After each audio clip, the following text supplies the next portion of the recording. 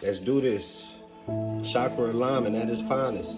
Like Kevin Gates say, when you compromise yourself to appease others, you start to feel yourself slowly to die inside. See, this is an amazing journey.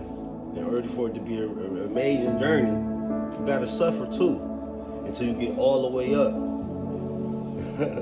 And I'm going all the way up. All the way up. Like Gates say. Chakra alignment, peace, love, and protection to this message and to you. I got a quick research about Doris Miller. He was born. This is during the Pearl Harbor time, and y'all think that America came out victorious. A lot of that shit had to do with us too. Cause you gotta remember, even when in the army, in those times, we was on the front lines. They put us out there first. Most of the times, well, really, all of the times, we didn't know how to use those guns. We weren't trained with those weapons. But it's just something about us that bring out that type of mentality. See, because it's time for us to be the boss of our future, our destinations, our adventure, our life. We cannot allow the education to control the narrative when it was indoctrination. Already knowing that our people was colonized. That's just pure colonization. Biologically overcoming systematic suppression. So don't feel oppressed. We coming at the end of this victorious. Success. Let's get into this lesson about Doris Miller. He gave his life December 7, 1941. Remember what I said? That's Pearl Harbor. He was born October 12, 1919 to Connery and Henrietta Miller in the Waco, Texas. He went to Waco High School, and during that time, that's all the way up to 18, he worked as a sharecropper on his daddy's farm. But you remember, we still used to own stuff like land back in those times. 2 weeks after the outbreak of World War II, he enlisted to the Navy.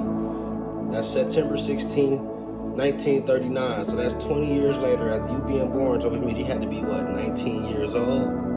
This boy was 19 years old and listening to the Navy during those times when we weren't even able to control. We weren't training.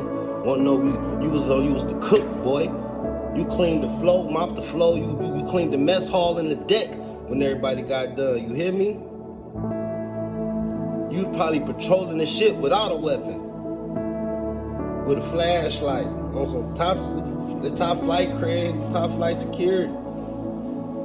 But I'm just saying this not to be on no funny, but this is how we were treated. But let me show. This is why I say we would come out victorious in the end. Let me stay in this. I do my own research. This ain't no book. This all me. And he only did that just to earn money and travel. Because you gotta remember, man, people being hung from trees. Your daddy out in the country, people still pick cotton or whatever the case may be. Just luckily his daddy owned a farm or had a farm. So after enlisting, this is enlisting in September 16, 1939. This is Norfolk, Virginia. January 2nd, 1940, he transferred to the Colorado-class battleship. He became the young heavyweight boxing champion of that ship. Young heavyweight champion of that ship. Which means, you on a Navy base. What else y'all gonna do, man? After you clean it, what else y'all gonna do? You know what I'm saying? What else is there to do? After you done cleaned everything, you done played cards 1,000 times, come on, let's box. Let's, you know what I'm saying? Let's slap box or whatever. Shit, next would probably, if it was a girl, if it was a ship full of girls, they'd probably been dance battling or something. Or whatever. July 1940, he returned to West Virginia. Got there around August 3rd.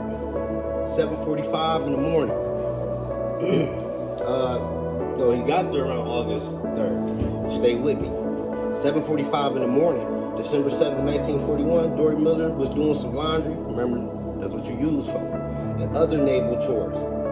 You hear bombs, gunfire, soldiers screaming. The Japs are here. The Japanese are attacking us. The Japs are the Japanese. Okay? This is 360 Japanese torpedo bombers, dive bombers, and soldiers already on guard. They shooting your ship. Boom, boom. Torpedoes is those bombs that go underwater.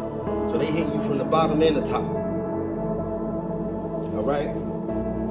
That's 200 planes attacked, flew low. That's how low. It's 200 planes. Imagine the sky full of 200 planes, as low as the goddamn houses we in. And you like, what the fuck? They attacked the battleships all everywhere. The one in Cali, Oklahoma. They attacked the one in West Virginia. The land, the waters. With 2,000-pound bombers, 6-7 torpedoes, Dory was able to carry 7 wounded men to safety. So he a boom. Remember, you in there folding line, you know what I'm saying? You in there on some shit like this. And then you hear boom, boom, clash, boom. He still was able to carry his men to safety, people that was hurt. You see what I'm saying? We will be victorious. DM and Lieutenant D.C. Johnson, communication officer, he dragged Captain Bunyan to cover. So after they dragged the captain to cover, he was already dying anyway. What you think he did first after they dragged the captain to cover? Without hesitation, he jumped on that 50 caliber anti-aircraft machine gun and just get the. You gotta remember, they didn't train us to do that. We wasn't out there 1919, 1929, 1949 trained in the army with these guns. We just now, within the last 50 years, was able to be in field, National Guard, naval bases, Marines with these guns. Remember, we was joining the army based off numbers. You weren't given weapons. You barely was even given the training. You had to train yourself based off what you saw. So he jumped on the 50 caliber. He shoot 4 Japanese bombers out the sky. He rescued more soldiers off the ship. And then he jumped in the harbor and swam to shore. Because you know the top of the water burning with oil. You got all this wreckage on top of the water. Come on, y'all. This is a great guy. His name Doris Miller. Fact check me on this. And this is, like I said, I'm gonna call it the Jim Crow Navy. All right?